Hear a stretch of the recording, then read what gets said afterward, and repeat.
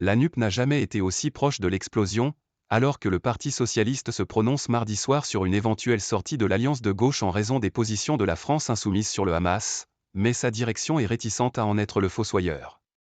Le Parti communiste a de son côté déjà fait un pas vers la sortie dimanche, en votant une résolution constatant l'impasse de la nouvelle Union populaire écologique et sociale, NUP, dominée par la France insoumise, et appelant à un nouveau type d'union de la gauche. Les écologistes, eux, pourraient être mis devant le fait accompli. Si le PS quitte la NUP, il n'y a plus de NUP, reconnaît un responsable écologiste. Ce n'est pas la première fracture au sein de la NUP depuis sa naissance, en mai 2022, qui avait suscité l'espoir des électeurs de gauche et permis l'arrivée de 150 députés de gauche à l'Assemblée.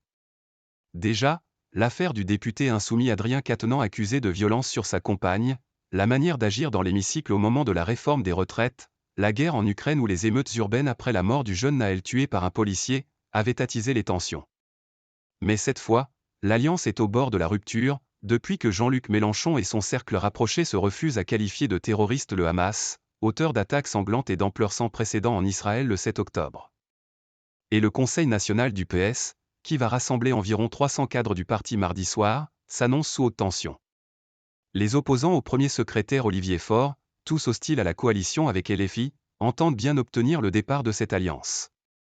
Au nom de la clarté, la présidente de la région Occitanie Carole Delga, la maire de Paris Anne Hidalgo et le maire de Rouen et rival interne Nicolas Mayer-Rossignol, ont ainsi annoncé lundi, dans une tribune au Monde, la suspension immédiate de tout cadre commun d'action avec la France insoumise, dans l'exercice de leurs fonctions. Ils appellent le PS, ses fédérations, ses groupes politiques, ses partenaires de gauche et écologistes à faire de même.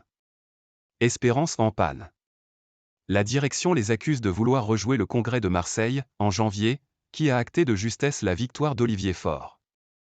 Ces déclarations sont indécentes, on ne peut pas dire que le PS n'est pas clair, insiste une élue socialiste, qui juge que si sortie de la NUP il doit y avoir, ce n'est pas la nôtre, mais celle de Jean Mélenchon.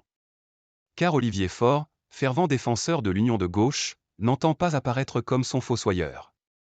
Après avoir déclaré que le positionnement de LFI sur le Hamas aurait des conséquences lourdes sur l'avenir de l'Alliance, il souhaite que la NUP puisse être rééquilibrée, dénonçant la méthode Mélenchon, qui ne cherche jamais le centre de gravité du rassemblement de la gauche, mais la radicalisation des positions.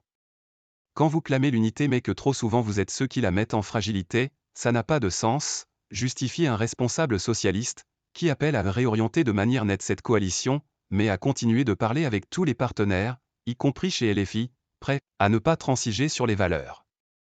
Avec la NUP on a suscité une grande espérance, aujourd'hui c'est en panne, constate un député socialiste. Et au sein du groupe à l'Assemblée, il y en a plein qui veulent partir de la coalition. Les députés PS ont d'ailleurs suspendu leur participation à un contre-budget de la NUP en marge du projet de loi de finances pour 2024. Au sein de LFI, le député Alexis Corbière reconnaît qu'il y a une situation de tension. Mais il faut des militants de l'unité quand il y a une situation de tension. Pour la députée insoumise Clémentine Autain, il faut chercher les voies d'un discours commun, car il en va de la crédibilité de la NUP à gouverner ensemble.